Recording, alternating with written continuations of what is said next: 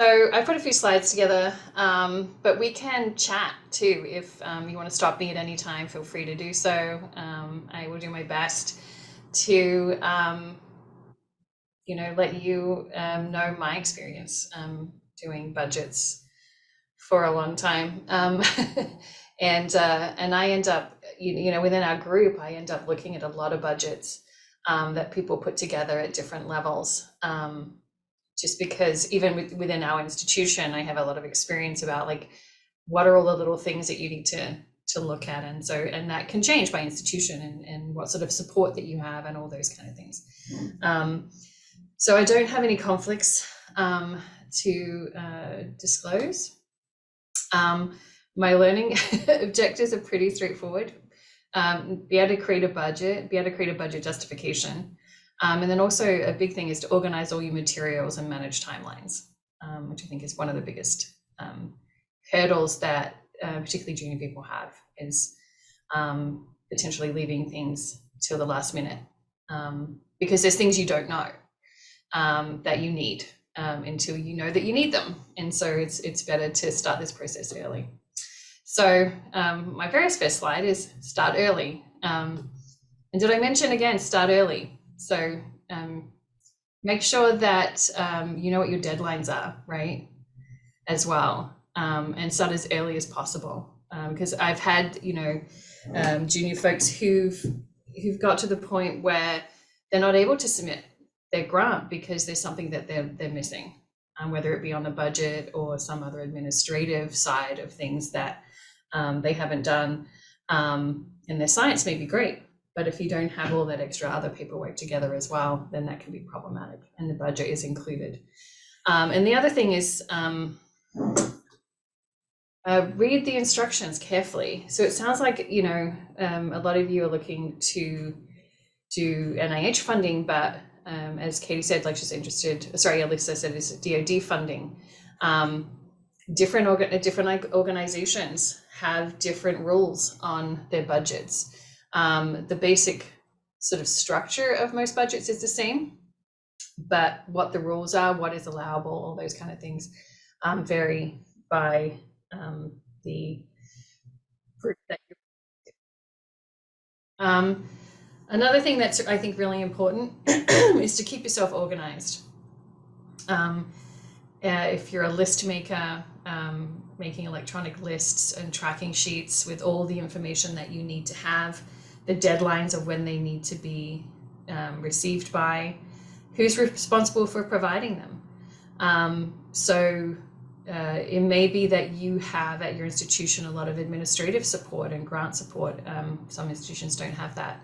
And so you may be required to just get them yourself, which even here at Northwestern, I've been over the years in situations where sort of all of those kind of scenarios apply.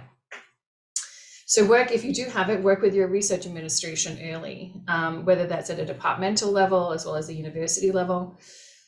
And I know here, for example, there is a set number of days before the deadline that you need to have submitted all of your paperwork. And if that's not done, your proposal may not go in and be submitted by the administration. So that's really important for you to know as well. The other thing is to request elements from your mentors or co-investigators or collaborators, cores. If there's any relevant quotes that you need to get those all as soon as possible. And that comes back to starting early. So when you're working with your mentors or co-investigators or advisors, they're usually always really super busy. It's good to know who their contact or an admin person is, so you can help them help the mentor or PI get some of this information to you that you might need. As you guys are probably well aware, K budgets are limited. There's effort for you and potentially, and if depending on what you want to fund research staff, there's minimal funds available for research expenses or conference expenses and courses and those kind of things. it's good to know what your institution is going to cover and have those conversations with your mentor and or department chair or whoever it is at your institution that you need to talk to. Have those conversations early about what it is that they are willing to cover. I learnt this, doesn't mean that everybody has the same opinion, is that that the science shouldn't be limited by the budget. And I know that came up, is like, how do you do a realistic project in the scope of the budget that you have available? And the way that I like to think about it is like, what is the question that you have? What is the hypothesis that you have? That comes first. And then we can figure out how much it's going to cost to do what it is you want to do. And then you can kind of pare down from there, because you can have a great idea. And maybe in this first pass of this, maybe you're applying for a pilot grant, or maybe you're applying for the K or whatever it is that the overall science is what a lot of the time is being reviewed, right? In addition to obviously for K, the individual themselves. But the science part of it is a big part. And so if that's not great, you're never going to get funded. So don't sort of think about limiting it just based on the budget. Because a big part of that too is what other resources are available to you? What resources are your mentor or department or the university able to provide you? If it's not available within your institution, is there somebody else outside of your institution who can be involved in the study that might be able to help provide some of those resources to you to help with your project? And then a big thing is make sure that all the items included in your budget are allowable. And that will vary depending on the mechanism that you're applying for and who you're applying to. I know you guys are all sort of not necessarily applying for R type grants at this point, but if you are, there are two sort of major primary forms. One is a modular budget and one is a detailed budget. There's pros and cons to both of those, depending on how big your project is.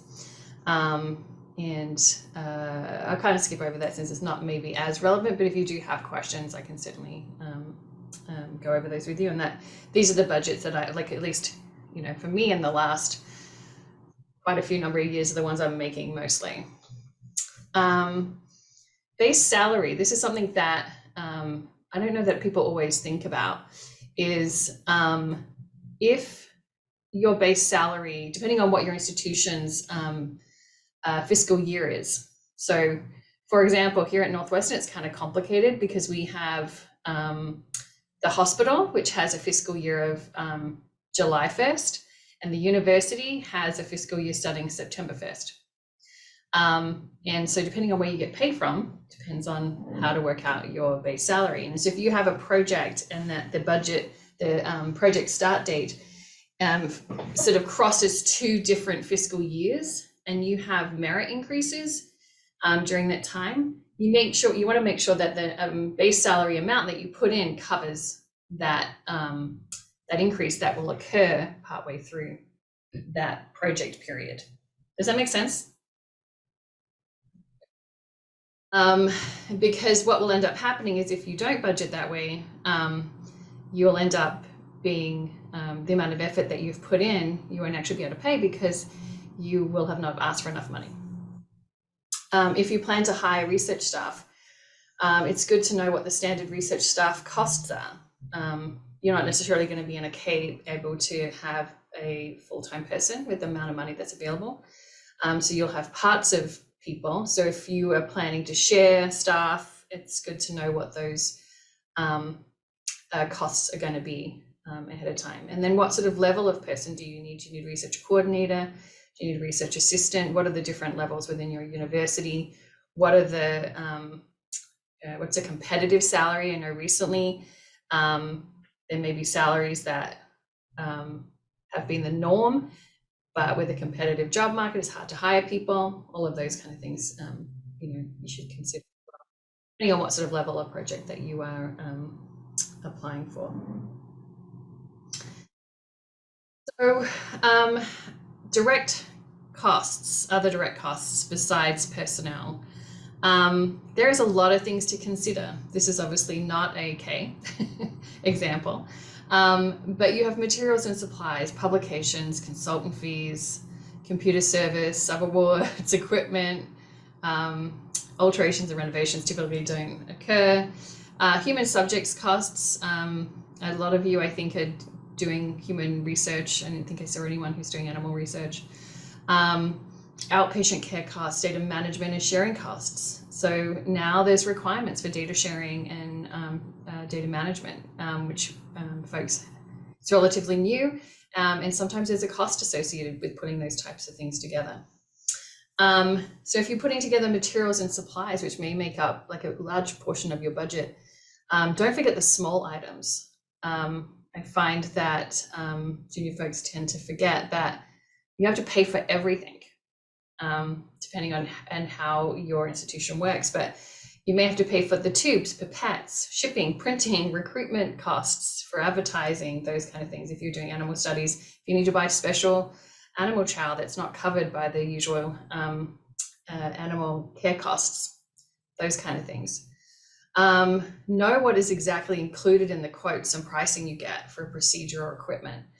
So we do a lot of work with the hospital and clinical research unit, and they change their budgets all the time. And we have discussions a lot of the time. We think something is included in a room charge that's not actually included in a room charge, for example. And so then there's, you don't want to have any surprises when it comes time for you to do your research, because those surprises can be quite costly.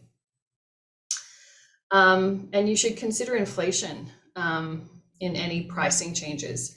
I know historically we used to put some increase for inflation into our budgets, but we haven't done that in a really long time. And so I think it's institutional and potentially sponsor related too.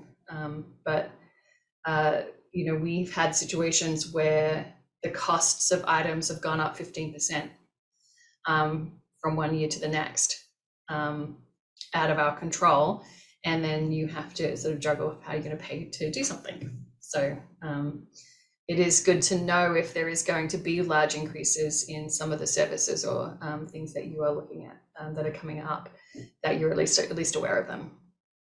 Even if you can't necessarily put them in your budgets, you can adjust for them over the course of the project if you need to.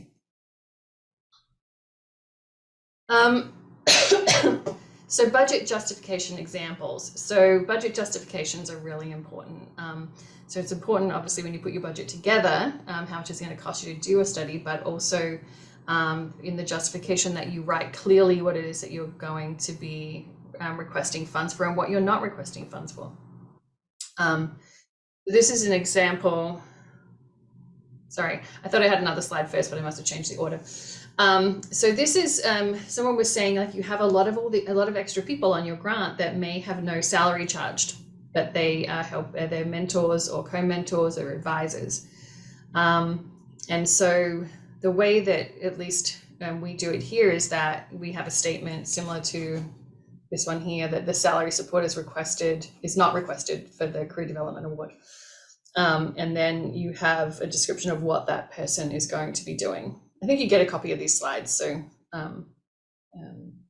there's probably no reason to go over it in too much detail. But you want to know who the person is, what is their role on the project, and what are they going to be doing to support you during your training during this during your award.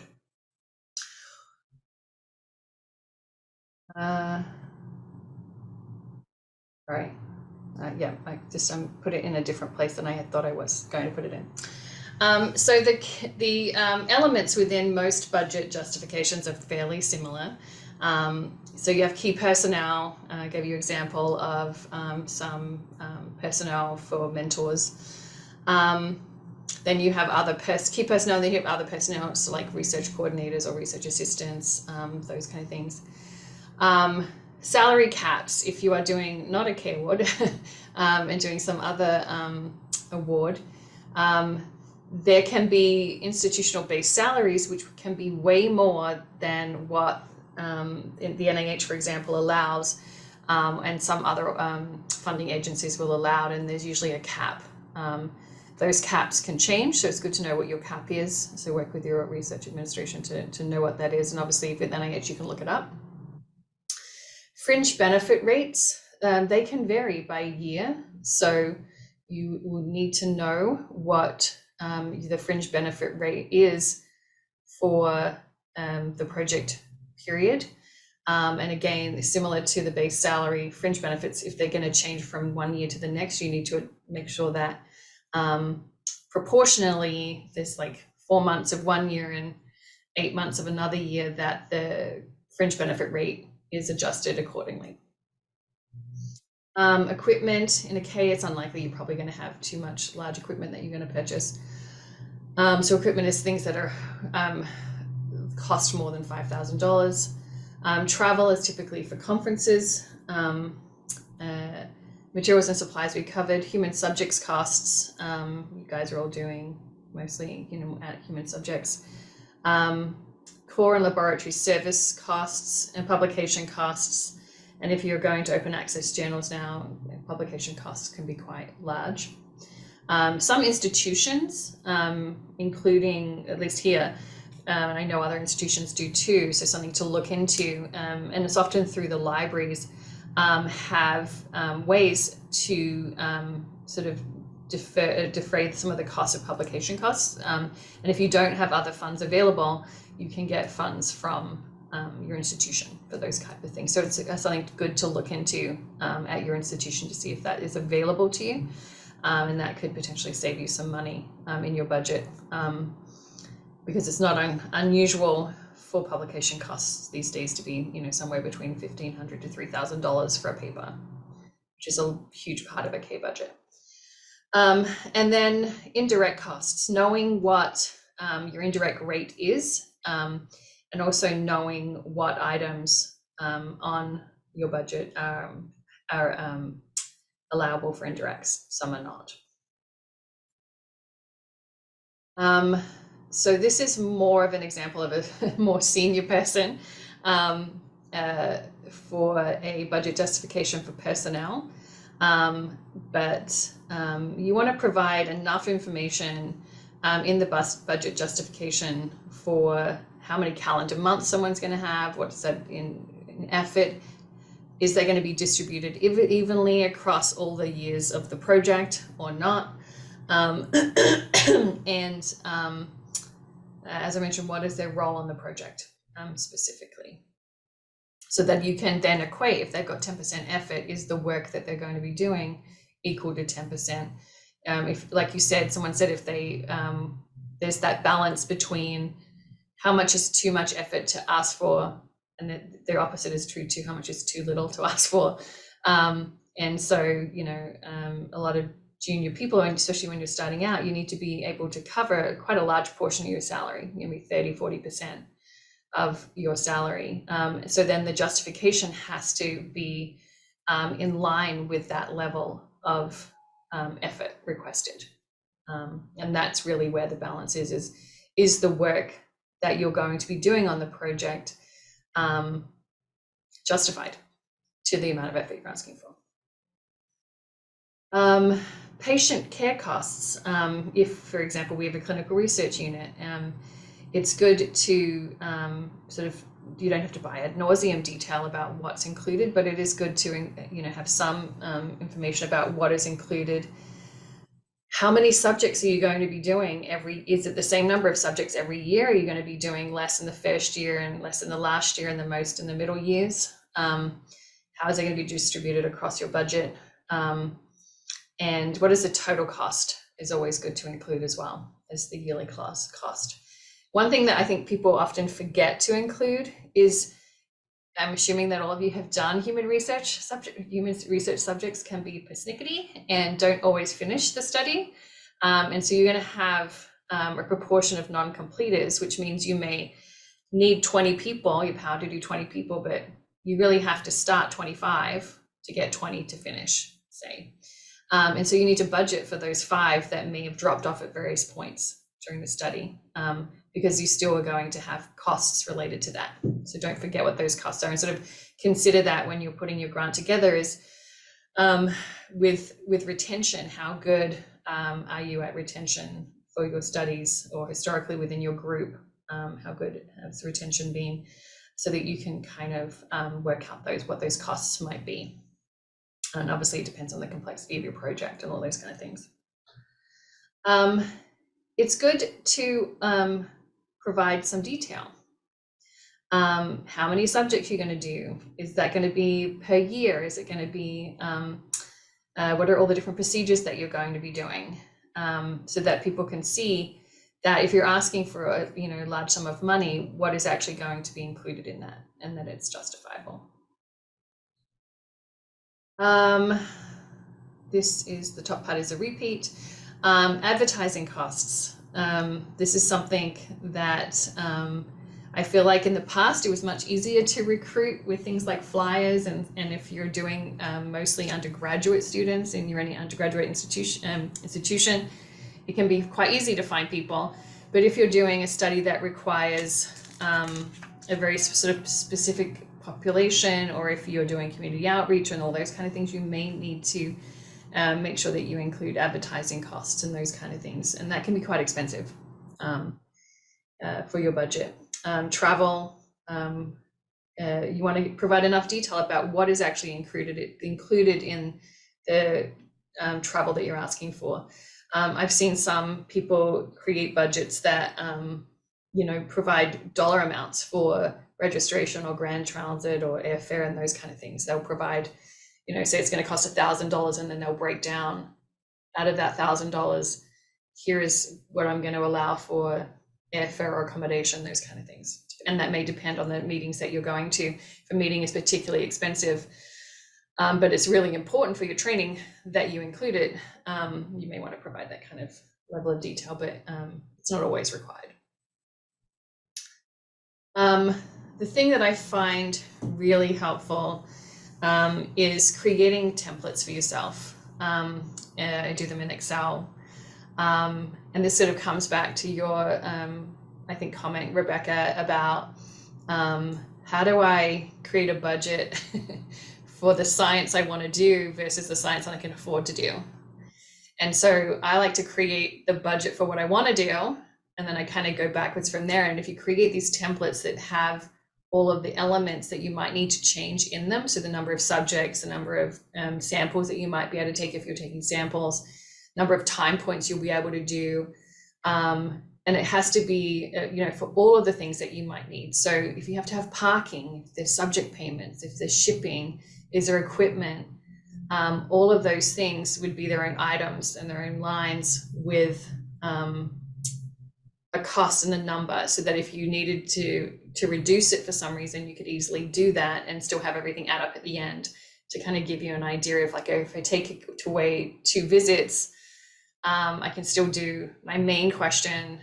Maybe I can't do these other things, and that gets my budget to where it needs to be. Does that make sense? Yeah. So I find those really, really helpful. I do those for every project, and they may be slightly different for every project, but they are really helpful. I think that. And then when you put it into your budget for the actual grant, obviously you don't put all of that detail in there necessarily, but it also helps you then provide, a level of detail that you might need for your budget justification as well. Or if your research administration says, like, why have you put this amount in, you can have that sort of information readily available to you. Other considerations for how do you afford to do something that you don't have much money for? Do you have access to student research assistants? Does your institution have a work study program? And are those allowable costs on the budget? Are you able to have volunteers work in your lab? Obviously, you're not going to put that in a budget justification or budget, but it's something to sort of think about. Is that something that you have historically been able to do? We are in a medical school and an undergraduate institution, and so we have a lot of time people who are willing to volunteer to work over the summer, work during the school year, those kind of things, to get experience, and that's allowable here. So although during COVID it was not allowable, but there may be a lot of paperwork that you need to do that, but it can be really helpful if you have the time to sort of monitor people or manage them and manage their time. So we can open up for discussion, but I would say, remember, start early, read the instructions carefully, because it is surprisingly how different things can be between organizations. Keep yourself organized and remember and note your deadlines. And that goes back to my first thing, is create a list of what it is that you need and what those deadlines are, so that you can get everything prepared in a really sort of timely fashion, so that you can easily answer any questions that might come up from your research administration before they sign off on a budget. And then also that you can share it with your mentors for them to have a look at, or anyone else that needs to look at it before it goes off.